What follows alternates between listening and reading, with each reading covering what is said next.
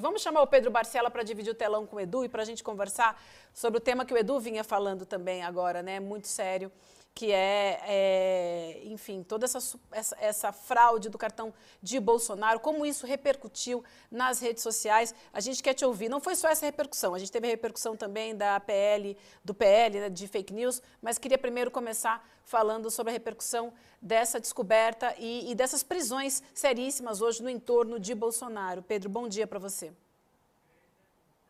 Bom dia, Vivian, bom dia, William, bom dia, Edu.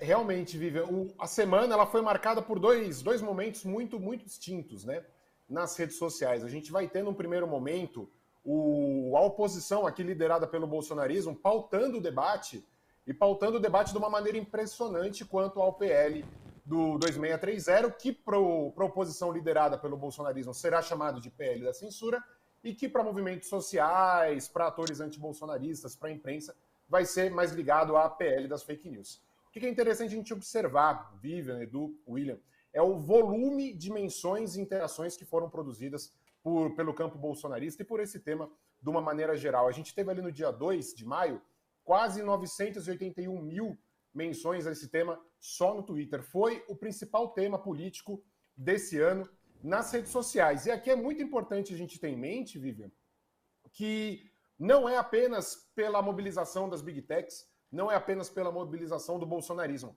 Houveram muitas falhas de comunicação sobre o que é esse projeto, sobre aonde ele vai agir e por que ele se faz necessário na nossa sociedade. Então, é muito perigoso, tanto o governo quanto atores da sociedade civil, alegarem apenas que a Big Tech interferiu ou que apenas o bolsonarismo interferiu. Houveram algumas falhas de exposição do que esse projeto do que esse projeto será capaz e precisará fazer na sociedade com relação à regulamentação de redes sociais, por exemplo.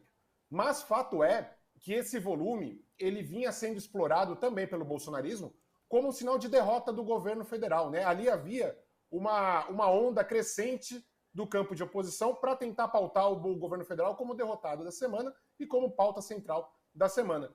Quando acontece essa operação, a gente vê aqui um cavalo de pau, de fato, né? O Edu mostrou dias atrás aqui no programa do CL o volume que vinha sendo construído de menções com relação a esse episódio do Bolsonaro e do Mauro Cid.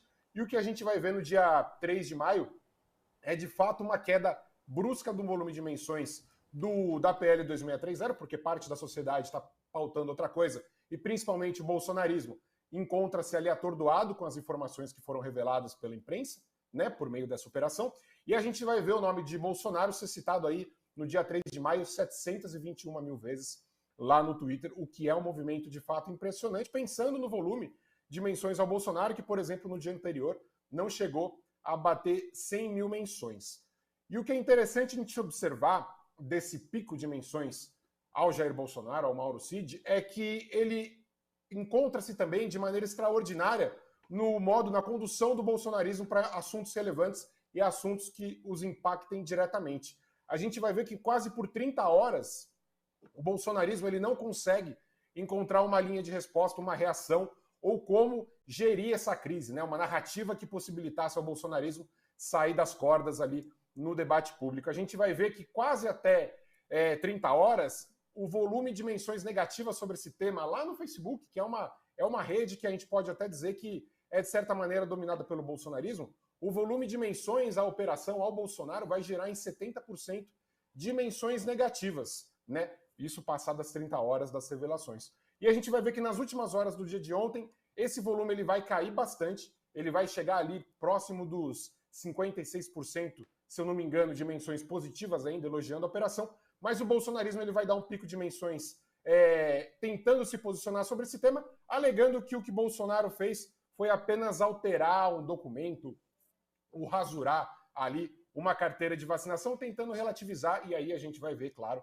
essa tentativa de polarização com o presidente Lula, trazendo o triplex, trazendo o sítio de Atibaia e todos aqueles temas que foram pauta durante a Lava Jato. Então a gente vai observar o bolsonarismo levando 30 horas para tentar encontrar um argumento que pudesse ser reverberado pelas suas redes, e esse argumento sendo a tentativa de relativizar esse escândalo que vem com as mensagens, com a tentativa de adulterar o sistema do SUS, agora com os áudios que foram revelados, enfim.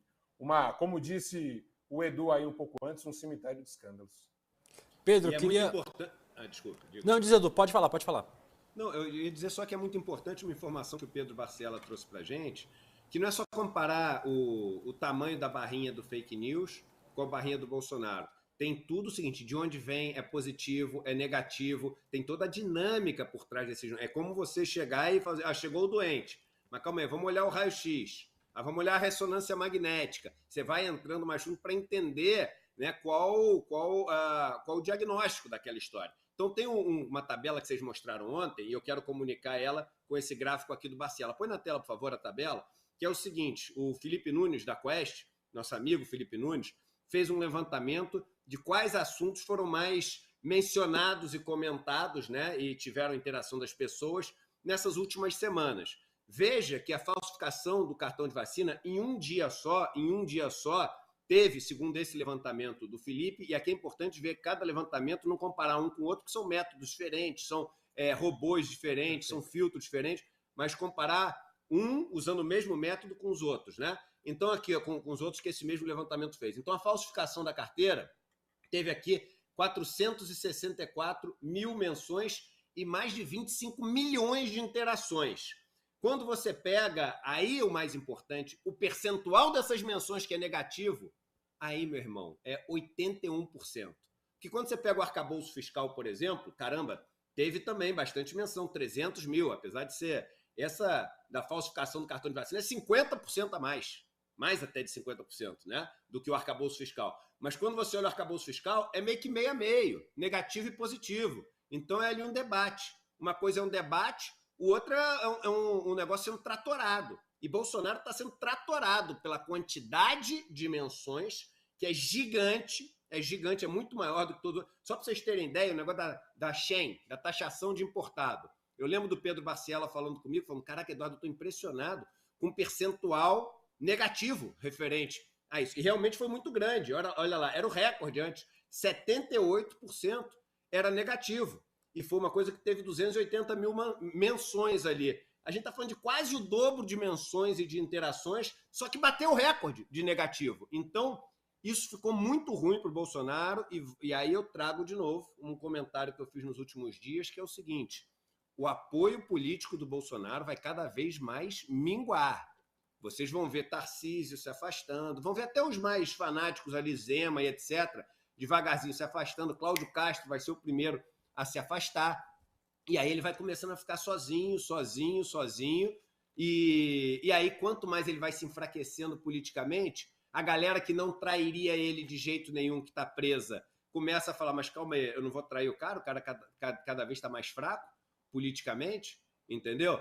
E esse negócio vai piorar muito rápido. Para o Bolsonaro. Esses números são impressionantes, não só pelo número de menções, mas pelo percentual de negativos, né, que essas menções, de vieses negativos que essas menções trazem.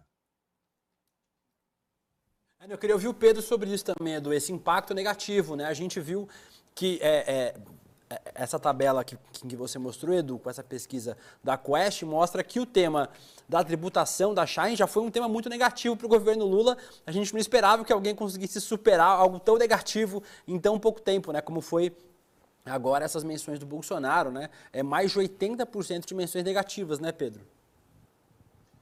Exatamente, William. A gente tem até um gráfico, eu não sei se ele tá disponível, mas ele mostra essa evolução, né, dos números, do volume de menções negativas ao Bolsonaro. De novo, essa é uma análise que a gente fez com base no Facebook, comentários no Facebook. Comentários no Facebook, principalmente em páginas de imprensa, eles tendem muitas vezes a refletir alguns sinais que, por exemplo, aquela análise do Twitter não reflete, porque lá é muito mais fácil de organizar uma mobilização por meio de atores, robôs, por aí vai. Quando a gente olha essa daqui no Facebook, a gente vai ver que o volume de menções elogiando a operação e, por consequente, criticando Bolsonaro e o bolsonarismo, vai de 67% a 82% ali no primeiro intervalo, e assim ela vai se manter dentro da margem de erro até as 3 horas do dia de ontem, né? Até as 15 horas do dia de ontem.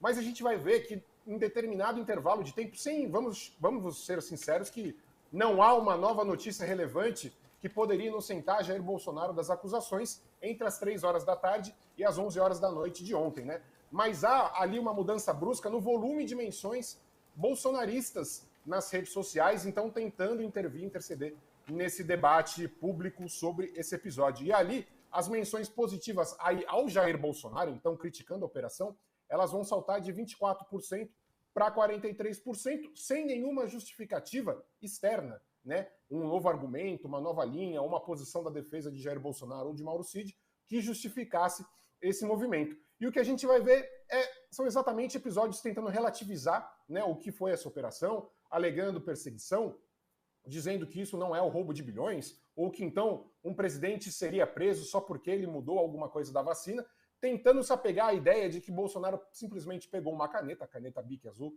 dele, foi lá, riscou o número da vacina do cartão do SUS e estaria por isso. Não foi uma adulteração do sistema, ele interferiu no sistema federal de informação, né? Algo muito, muito, muito pior que foi feito. Então o bolsonarismo, finalmente, 30 horas depois, ele vai encontrar essa narrativa para se agarrar a ela e tentar debater em cima dela. E aí o Edu falou, para os padrões bolsonaristas, esse intervalo de 30 horas é algo muito grande, né? A César o que é de César, o bolsonarismo sempre foi muito eficiente em se posicionar e responder rápido a crises como essa, não sempre de maneira correta, não sempre com argumentos coerentes, mas sempre se posicionou muito rápido. E nesse episódio a gente viu aí um intervalo de quase 30 horas entre a crise acontecer e o Bolsonaro e o bolsonarismo se posicionarem de maneira eficiente. E nesse intervalo, o que a gente vai ver é muito interessante, que é quase um índice Adélio de crise dentro do bolsonarismo, né? O bolsonarismo, quando ele não tem o que dizer sobre determinada crise, ele vai apelar para o Adélio. Então a gente vai ter também um pico de menções ao Adélio